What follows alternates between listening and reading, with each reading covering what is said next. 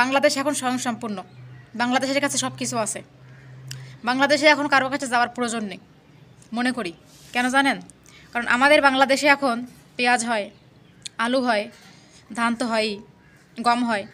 তো আমাদের বাংলাদেশে এমন কিছু নেই যে হয় না। ইনফ্যাক্ট পোশাক খাতে আমরা কিন্তু বিশ্বের 2 বা 3, 10-এর মধ্যে আছি পোশাক শিল্পে।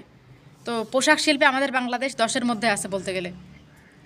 তো ভাবেন তো বাংলাদেশ কতটা উন্নত। আর এখন বাংলাদেশের পর্যায়ে অনেক উপরের লেভেলে চলে গেছে। বাংলাদেশে সবজি হয়, বাংলাদেশের যে সবজিগুলো হয় এটা কিন্তু বেশিরভাগ অন্য অন্য কান্ট্রিতে কমই হয়। বাংলাদেশে এত পরিমাণে সবজি হয়। তারপর হচ্ছে যে বাংলাদেশে চিনি হয়, সব হয় বাংলাদেশে। আমাদের বাংলাদেশে এমন কিছু নেই যে হয় না। ইনফ্যাক্ট আমাদের বাংলাদেশে এত পরিমাণে মাছ হয় যেটা মনে হয় যে মাছ পৃথিবীর সব রাষ্ট্রে এত বেশি হয় না। আমরা মাছের দেশ, মাছের দেশ। তারপর হচ্ছে যে আমাদের চাল হয় অনেক বেশি। তো আমরা মাছে ভাতে বাঙালি যেহেতু, তো আমাদের চাল মাছ এগুলো কিন্তু অনেক অত্যাধিক পরিমাণে হয় আমাদের বাংলাদেশে।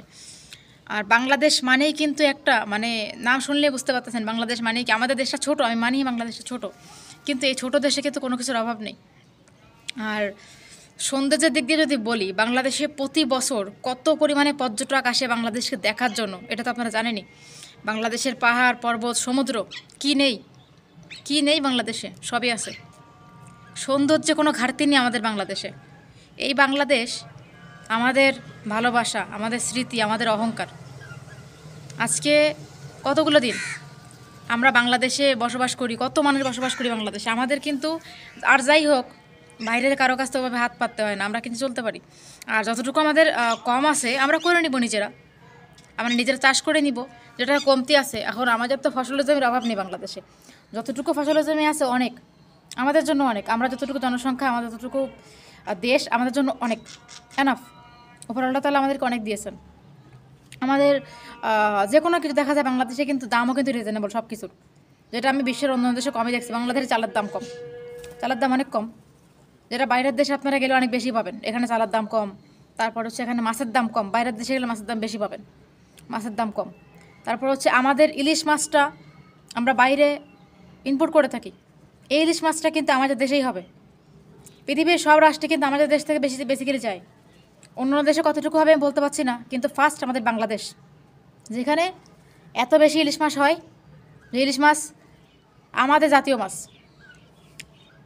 এছাড়া বাংলাদেশের যে সুন্দরবন, সুন্দরবনে কী রয়েছে? রয়্যাল বেঙ্গল টাইগার, যেটা একমাত্র বাংলাদেশে বেশি আছে, অন্য কোনো রাষ্ট্রে এত নেই। এই টাইগারের জন্য আমাদের দেশ বিখ্যাত। এই টাইগারের গর্জন শোনার জন্য কত মানুষ আসে আমাদের দেশে, সুন্দরবন দেখার জন্য। সুন্দরবনটা আমাদের, আমাদের জঙ্গল। আমাদের সুন্দরবনে লাখ লাখ মাছ, এত গাছপালা। তো আমাদের কি নেই? অনেক কিছু আছে। আমাদের যে পাহাড়ি সৌন্দর্য কোথাও নেই। তাহলে কি মনে করেন যে বাংলাদেশে কিছু নেই? বাংলাদেশে সবই আছে, তেল থেকে শুরু করে সব।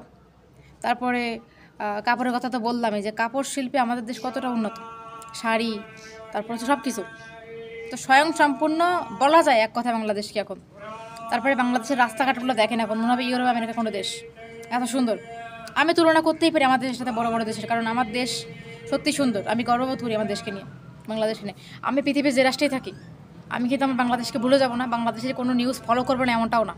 সবই দেখছি, সবই জানছি, কিন্তু আসলে ব্যাপার হচ্ছে অনেক সময় দেখা যায় রেস্ট্রিকশনের কারণে অনেক কিছু বলা যায় না অনলাইনে। কিন্তু আমি মন থেকে যে দেখতেছি দেশের সঙ্গে কী হইতেছে, কার সাথে কী হচ্ছে আমি সবই জানি, বাট আমি বলতে পারছি না। কিন্তু আমি আমার দেশের ব্যাপারে বলতে পারি, আমার দেশ এরকম, আমার দেশ ওরকম, আমার দেশে এটা আছে ওটা আছে, এটাই, দ্যাটস ইট। কারো বদনাম করতেছি না, কিছু করতেছি না, আমি আমার দেশের সম্পর্কে বলছি। তো যারা যারা বাংলাদেশি আছেন তাদের হয়তো তারা তো বুঝতে পেরেছেন যে বাংলাদেশ কতটা উন্নত। তো আপনারা কমেন্ট বক্সে জানাবেন যে আমার কথাটা কত পার্সেন্ট রাইট বললাম।